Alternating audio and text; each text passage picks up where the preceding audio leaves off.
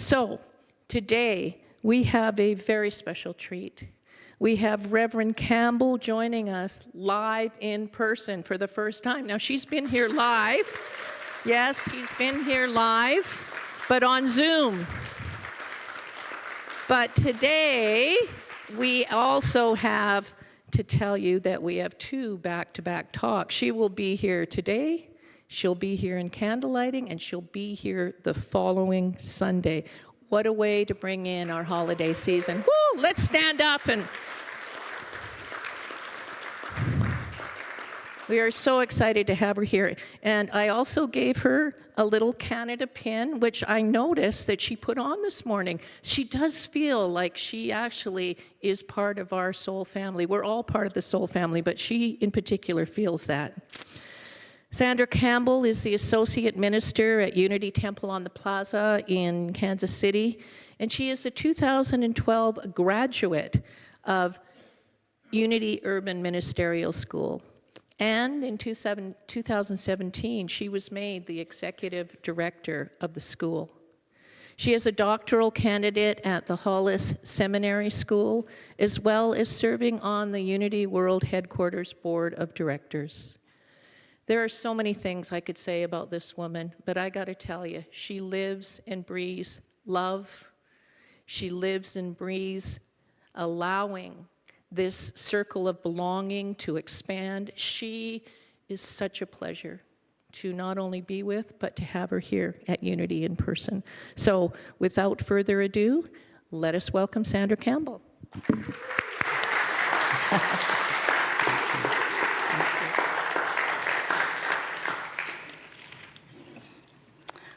I believe it's my time to just say I'm so grateful for all of you being here today. I've been looking forward to this for almost 2 years, that Janet and I have been working together for me to be on Zoom. And I'm not so sure I'm more comfortable on Zoom, because now I see you face to face and I get your expressions, and if I say something that's not quite right, I'll see it out there on your faces. So you just let me know. But I want to express my gratitude and just to thank you all for being here this morning on this beautiful, beautiful day. I love Vancouver. I've fallen in love with your city. Just been here 2 days, and it's one of the greatest cities in the world. So thank you for allowing me to be here.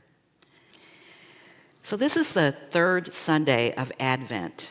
What is Advent? Adventure. It's an adventure. Where are you going? Where do you want to go? Because life is an adventure. Now, I always like to start with my little special prayer, so you can listen in if you want. Lord, fill my mouth with worthwhile stuff and nudge me when I've said enough. So I'm going to watch the clock a little bit, but if I say something, anybody got anything you can throw? If I go over time or I'm getting really close, just throw something at me and I'll stop. Or you'll see me leap off the stage. God has pushed me to stop. There was a man who walked into the church, and he was pretty disheveled looking. He had on some jeans that had holes in them. He had an old raggedy cowboy hat on. He had a vest that was leather, but it was worn. And people in the church, when they saw him coming in, kind of like gave him the side eye. And some people, when they saw where he was going to sit, got up and moved. Now, I know that would never happen here at Unity Vancouver. But the man stayed, and he stayed through the service. At the end of the service, the pastor went over to him, and he said, you're new here, aren't you? He said, yes, sir. He said, I saw the sign outside, haven't been to church in years, thought I'd stop by. Great. He said, what you're wearing is not what we wear at church. So here's what I want you to do. I want you to go home, and I want you to ask God what you're supposed to wear in church. And the next time you come, I want you to be dressed accordingly, whatever God tells you. Well, the following Sunday, now his clothes were clean, but they were raggedy. He comes back in the same outfit. People give him the side eye. They move away.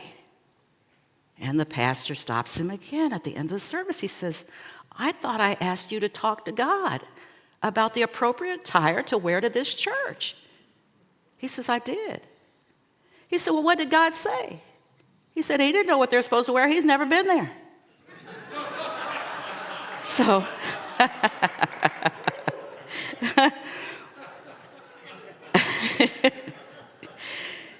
we can be very judgmental, can't we? First time I attended Unity in my 20s, early 20s. I was 21 when I was introduced to Unity. And I sat down at Unity Village in this big, beautiful sanctuary and sat in the back, because I'm Baptist, you're taught to sit in the back.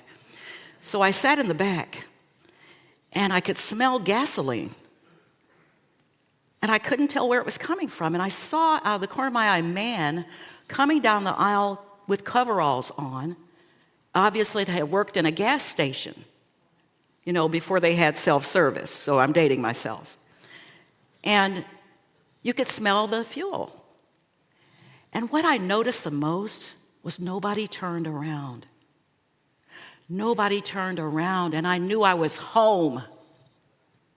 I knew that this little black girl who stood out in this audience of mostly white people was at home, because nobody cared what I looked like, and nobody cared what this man smelled like, or that his clothes had oil all over them. He probably didn't have time to go home to change his clothes. But he knew that whatever he looked like, whatever he was wearing, God would meet him there. And that's what I love about Unity. So I'm going to talk to you today about this thing called love. Love. I like to tell stories. And there was this thing that captured me as a little girl. I didn't understand a lot of the words in the Bible, but I understood the stories. And there was a song we used to sing at Vacation Bible School when my family would send me down to Louisiana so I would know my roots, because I grew up in Kansas. And that song was, tell me the stories of Jesus, I love to hear. Do you remember that song? Some of you? Yeah. And that song captured me. I like stories because stories bring the text to life. If you read the King James or the New International or the New Revised Standard, some of those words don't make much sense. But if you can put that in a story, Jesus was a great storyteller. And so he was always being looked at out of the side eye by the Pharisees and the Levites, who were the high and mighty, haughty-taughty, because he was teaching things in a way that they didn't appreciate, because he was getting too much power. Too many people were coming to him, and the government was losing fans because of this man, Jesus, who was walking around telling stories about how to live your life abundantly. That made sense. So one of these days, he's teaching the Pharisees about how to inherit the kingdom of heaven. Now, earlier he had said, when they asked him, where is this kingdom? He said, it's not low here or low there. The kingdom of God is within. That was news to me. I never heard that growing up. God was an anthropomorphic God who lived up there somewhere and was always looking down, waiting for me to do something wrong, to wear the wrong clothes to church. But I learned in these teachings of New Thought that God is nowhere else but within each and every one of us. And however we show up, we are God with skin on. Now you got to sink that in, let that sink in. So here's Jesus, he's teaching this story about inheriting the kingdom, and these sneaky guys are coming around the corner, eavesdropping. So what we call ear hustling. And they're wanting to know, what is he saying? What's he doing? Let's go tell the governor that he's blaspheming the Bible, teaching people that the kingdom of heaven is in you. Who heard of such? We'll lose control if people start believing that they have that kind of power. So they ask him, hey, Mr. Rabbi, you are a rabbi, right? Where is this kingdom? And that's when he tells them, and how do we inherit it? He says, well, what does your Mosaic law say? And they didn't expect that answer, because Jesus was not supposed to be about the laws. He was supposed to be breaking the laws. So they figured he didn't know what those first 5 books in the Torah, what the old Pentateuch said. And he was a Jewish rabbi, so he'd studied this since he was a little boy. He said, what does your law say? He was good at answering a question with a question. So how do I inherit the kingdom of heaven? What does your law say? Well, in Leviticus, it says, and let me give you the exact scripture because I love for people to walk away and they can go home and they can do like my mom did when she was in church and everything. She'd be sitting there with that Bible lining through everything, and she'd go home and she'd read it over and she'd read it to me and she'd help me to try to understand. Never understood a word. But she said, but the Bible says in Leviticus, the 19th chapter, the 18th verse, in Matthew, the 22nd chapter, the 39th verse, and in Mark 12:31, which means it's really important because it's repeated. So the Pharisee said, oh, it says, in Leviticus, you shall love the Lord your God with all your heart, with all your mind, with all your strength, and you shall love your neighbor as yourself. He said, that's right. You do that, and you will inherit the kingdom of heaven. Well, they weren't taking that answer. Surely this was a trick. So where is this kingdom? No, so where is this? No, who are my neighbors? Excuse me. So you said love your neighbors. Who are my neighbors? That's when the story begins. That's the part I like. Let me tell you a story. He says there was a man who was on his donkey riding to Jerusalem from Jericho. Now, Jericho was a dangerous place. It had a lot of crooks and turns. It still is today. And there were robbers and bad people waiting for somebody to come alone so they could rob them and harm them. The man has a lot of his wares on his mule, and he's tootling along, and sure enough, he gets robbed, he gets attacked, and he gets left for dead, bleeding on the side of the road. Now, the high priests, who are supposed to love their neighbors, they're supposed to know the Mosaic law, they see the man on the side of the road, and they go, I'm not touching that. And they go walk to the other side. Now, a Levite who's a lawyer, and he knows that if the high priest does something, that's the law. He sees what the high priest does, and he says, if he's not going to help him, I'm not going to help him. So he walks to the side of the road. And the Samaritans were known as the black sheep. They were the less than. They were mixed race, mixed ideas. That's what race means. It means mixed ideas, mixed consciousness. They were spiritual and religious. Who heard of that? They didn't necessarily follow those old Mosaic laws. And the Samaritan, who wasn't supposed to be a very good citizen, he comes along, he sees the man lying there, he sees the rabbi and the priest and the Levite walking away, and he helps the man. He tends to his wound. He has expensive wine in his satchel. He pours that on the wound. He puts him on his donkey, and he takes him back. Although he was headed in another direction, he goes all the way back, maybe a mile out of his way, and takes him to an inn and pays for his treatment and says, I have a trip I have to make, but if it costs more than what I'm giving you, I'll pay the rest when I get back. Please heal this man. So Jesus asked the question. So now you tell me, who was the neighbor? Who was the neighbor in this story? Was it the Pharisee who knows the Mosaic laws and ignored the truth that this person needed help, that I have the power to help them, and decided to go the other way? Was it the Levite, who also is a lawyer and followed the leader?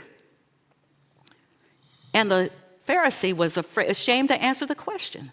Very sheepishly said, well, I guess it was the Samaritan. Now, you know the story. It's a parable of the Good Samaritan.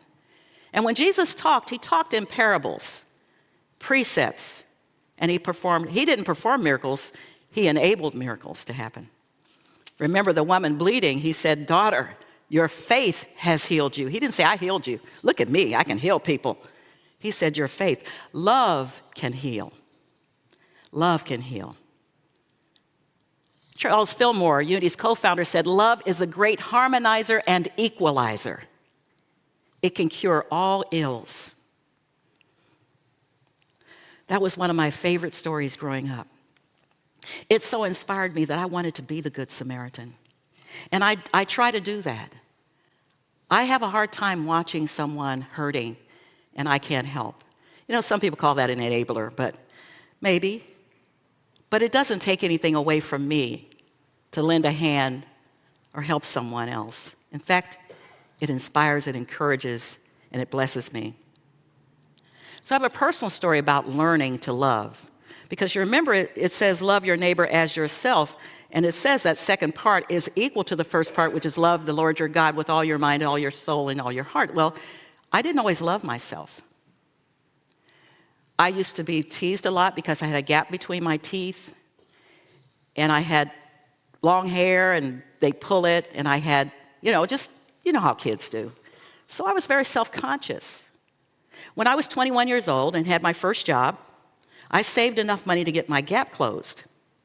And I went to Dr. Tom Jones, our family dentist, and I said, Dr. Jones, I want you to close my gap. He said, I'm going to have to saw down 2 perfectly good teeth into nubs and then put a porcelain crown over your teeth.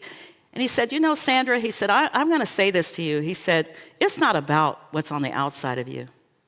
We can close your gap, but it's about loving what's on the inside of you. It's about loving who you are. However you show up, you are God's whole and perfect child. He wasn't even in Unity, but oh my God, did he do a sermon. But I came back.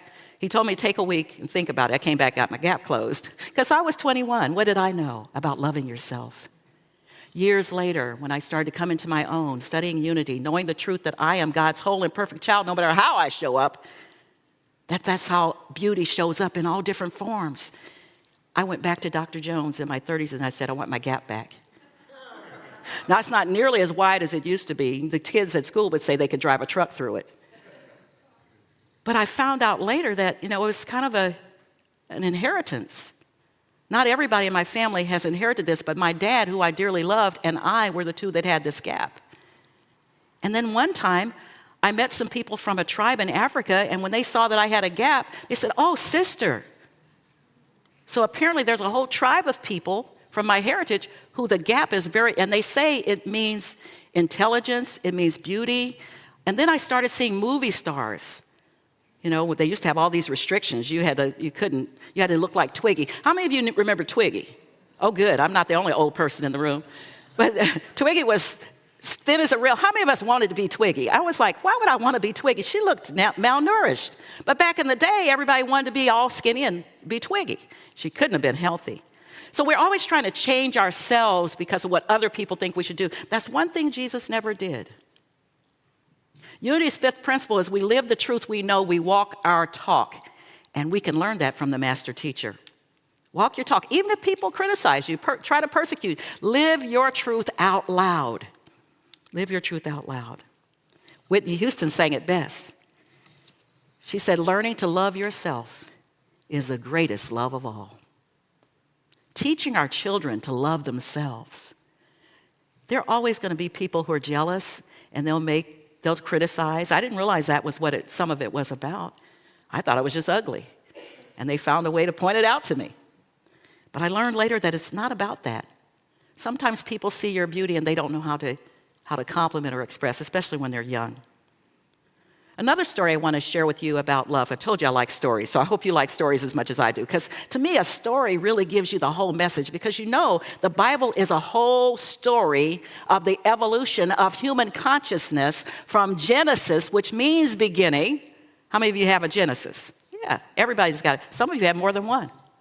To Revelation, which means not the end of times, which I learned as a child. Oh, it's going to be an apocalypse, everything's going to blow up. It's going to be awful. No, it's the end of a time. It's the end of a time when you had one way of thinking and something major changed your way of thinking, like this gap, and all of a sudden you have a new way of thinking, new thought. It's a revelation experience. When you have that aha, how many of you had aha moments? Yeah, ahas. That's your revelation. So don't ever think revelation's about the end of time. It's the end of a time. So this story I want to conclude with is one that I think I've probably shared it with Vancouver before because I tell everybody this same story, and they're probably wondering, why does she keep telling this story? But it's one of the greatest current event stories about the power of love that I've ever read. In 2015, Oprah's best-selling book was called The Sun Does Shine. It's about the life of a man by the name of Anthony Ray Hinton, who in Alabama was convicted of the murder of 2 people based on circumstantial evidence that totally was false. He was on death row for 28 of the 30 years that he served until the Innocence Project, run by Brian Stevenson and Oprah Winfrey, who joined in, helped him to get exonerated. I was watching 60 Minutes the day that they, did it on television where he was coming out of the prison, and he looked up at the sky and he said, "The sun do shine." And I later learned from the book that they got 1 hour, maybe a week, to go into a room, a cell that had no windows, and they didn't have any windows in the death row cell block, so there was a sliver of a window almost to the ceiling, and he couldn't see the sunshine. So for the first time in all those years, he walked outside and saw the sun shining. Now this is where the story gets gooder. If you don't mind my English, it gets gooder. This is where love comes in. Anthony Ray Hinton knew he did not commit that crime, but he knew that he was facing certain death. He's on a cell block with mostly black and brown men, and they're going to be executed. So he goes to the ward. Now, if I were on that cell block, all I'd think about is poor, poor, pitiful me. I'd be having a pity party every single hour of every single day. I didn't do this. I can't see my family anymore. I'm locked away. Oh, boy, woe is me. No, he goes to the warden and says, "Can I start a book club?" Who would do that on death row? And the warden agreed. And he and his fellow inmates had a book club. Now, Anthony Ray Hinton said he was the last person alive. Everybody else had been executed when he was exonerated. And he recalled a story where a white supremacist who was now in the cell block with brown and black men was about to be executed. And he asked him, they asked one last question, "You have anything you'd like to say? Any last words?" He said, "I do. The same people who taught me to hate on the outside taught me to love on the inside." Now, he meant physically. You know, they say in the movie South Pacific, you have to be taught to hate by age 7 or 8. Well, he'd been taught to hate people who didn't look like him, who didn't have the same lived experience as he did. It was ingrained. But now he's a captive audience with these people that he was taught to hate, and he's in this book club, and they're raising his consciousness, and they're raising his vibration, and he had a new revelation, and he realized there's nothing to hate. Love conquers hate. Can you imagine that? His last words? And to me, it's a metaphor, because on the inside of him, he had to have hated himself. Because you can't hate anybody unless you hate yourself. You've got to have hate in your heart in order to hate someone else. And on the outside of him, he let go of that. He released that hatred. And he saw all of his fellow inmates through the eyes of love. We have to. Because guess what? Just like those inmates, we're all in this together. We're in the same boat. Whether in Canada or the United States or across the seas, we are all one family. And when we learn that, we will have conquered heaven on earth. We will have conquered, we will have gained, inherited the kingdom of heaven. Look at each other through the eyes of love. I want you to turn your neighbor. I don't want you to say a word. Just let out a big smile. Look in their eyes and think, "I love you." Just turn to your neighbor. Don't say a word. Just smile and think. And look at the expression on their face. Just by that eye contact and that inner statement in your own heart. See, you don't even have to say a word. People can see love when you walk up. I want to be that love. So I have one more thing to share, and you're going to get this on your way out. Emmet Fox was a great metaphysician, and he wrote an essay on love. So thanks to the wonderful staff, they made copies for you to take as you leave. In his essay, which I've had for years, I got it from Unity Bookstore probably 30, 40, 50 years ago. He says, "Love is by far the most important thing of all. It is the golden gate of paradise. Pray for the understanding of love and meditate upon it daily. It casts out fear. It is the fulfilling of the law. It covers a multitude of sins. Love is absolutely invincible. There is no difficulty that enough love will not conquer. No disease that enough love will not heal. No door that enough love will not open. No gulf that enough love will not bridge. No wall that enough love will not throw down. No sin that enough love will not redeem.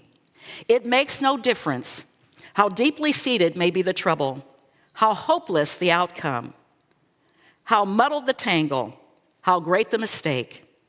A sufficient realization of love will dissolve it all. And this is the part I love the most. If only you could love enough, you and I would be the happiest and most powerful beings in the world. It's all about love.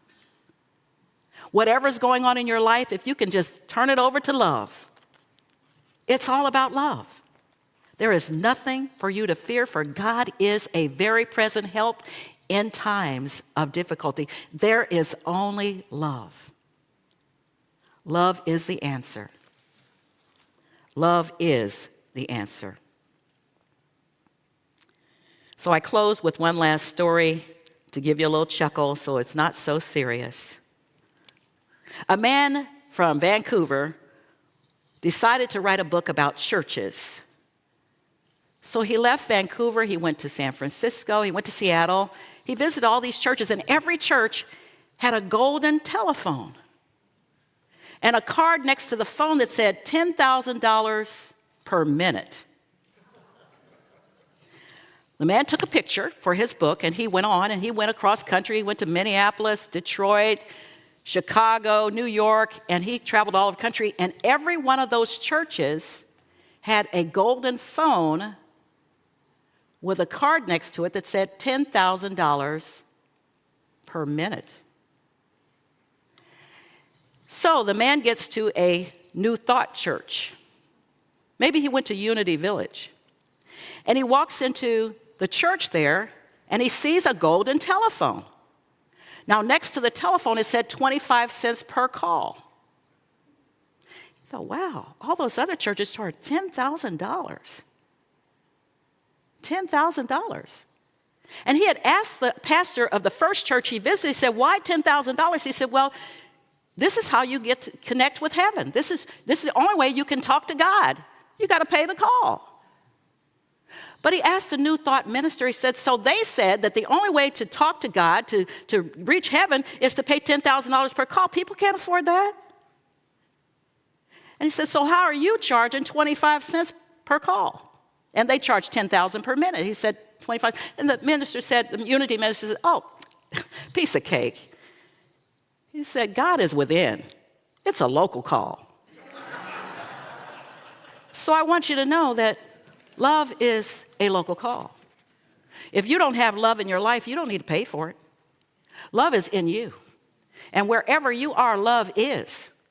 Learning to love yourself is the greatest gift of all. Love is the solution. Love is the answer to all your problems.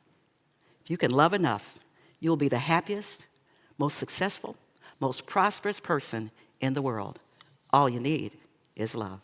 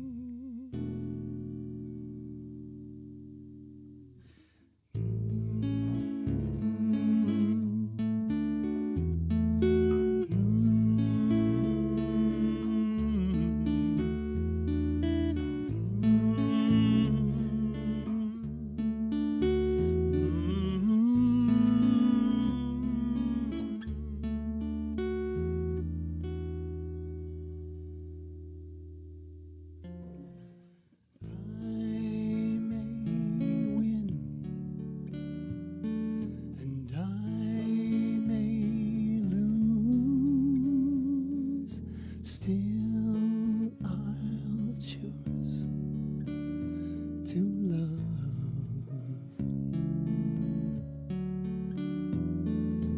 I may stand and I may fall, still I will give all to love, to love,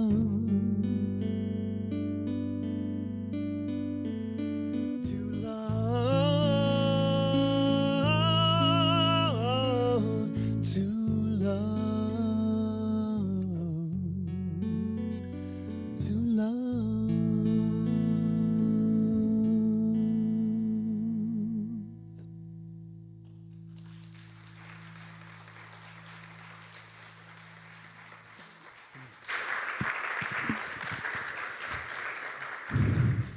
Give it up one more time for Nathan Aswell.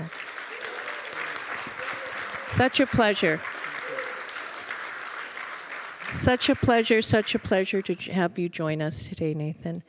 And thank you, Sandra. Thank you for that loving, expressive, vibrational, high resonance talk. Oh my goodness. Let's give her another hand.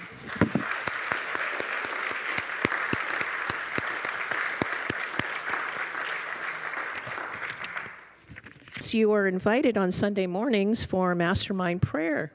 We have a mastermind group that we started here. These powerful meetings will bring about intentions more fully into your present awareness. And here you are with like-minded and added energetic support. No experiences needed to take part. Simply join us on Sunday mornings from 10 till 10:30 on the lower level. Who knows what you might manifest from attending these sessions? And just a reminder now that we do have child minding on Sundays. We extended the age group to ages 1 to 10. And if you know of anyone who might want to be here with this new service, please let them know about what we're offering.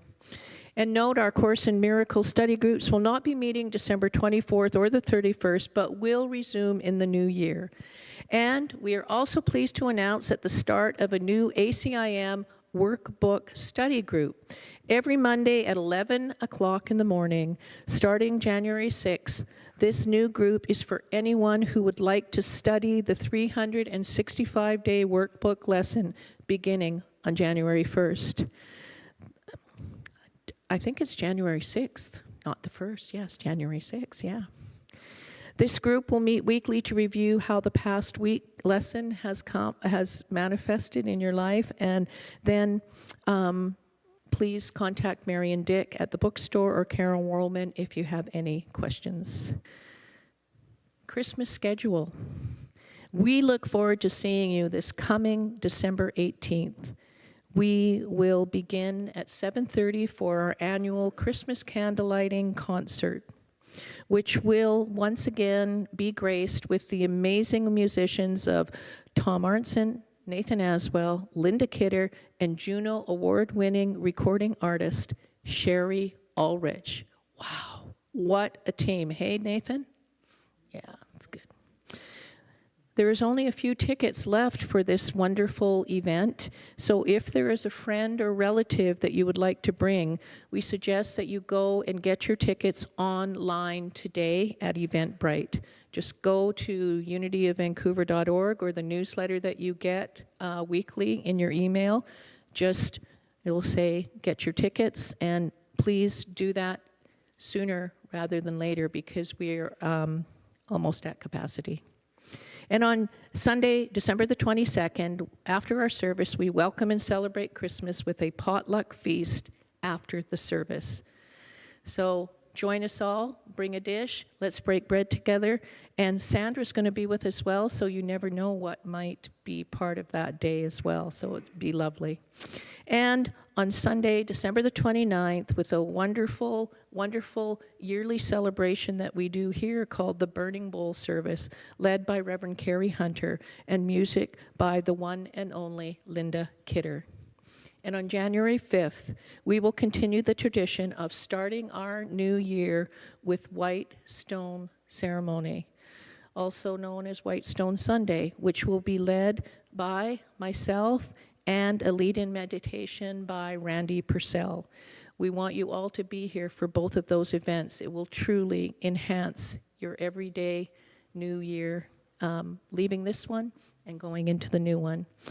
I know many of you have your white stones from last year visible in your homes right now if you attended. So it's wonderful to be getting ready for this divine new word that will come to you as your new spiritual name for 2025. And we will supply the white stones. Today's affirmative chaplains are Mike Richards, Barbara Richards, Jeannie Bell Irving, and on Zoom, Len Satoff. Can I have you stand, please?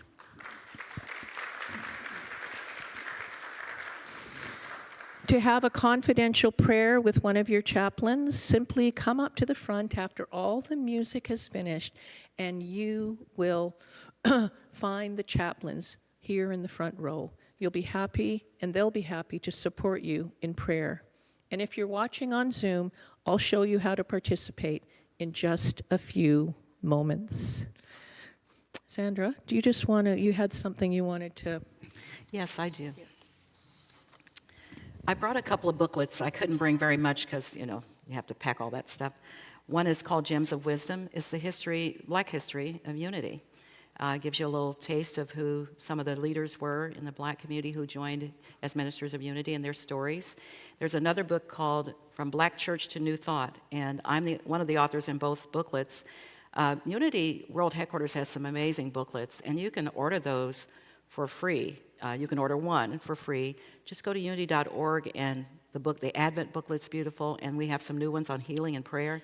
So please take advantage of those. They're for you, as is the Daily Word. So there'll be a few out there, so grab them if you'd like. And we'd love to have you contact Unity World Headquarters and say, hey, I like the booklets, or take them to a hospital or hospice or somewhere where people have a need. And they really do inspire. So thank you.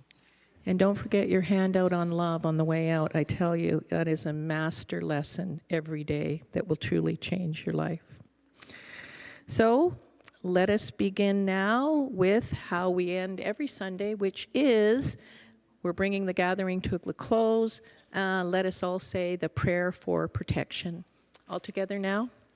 The light of God surrounds us. The love of God enfolds us. The power of God protects us. The presence of God watches over us. Wherever we are, God is and all is well.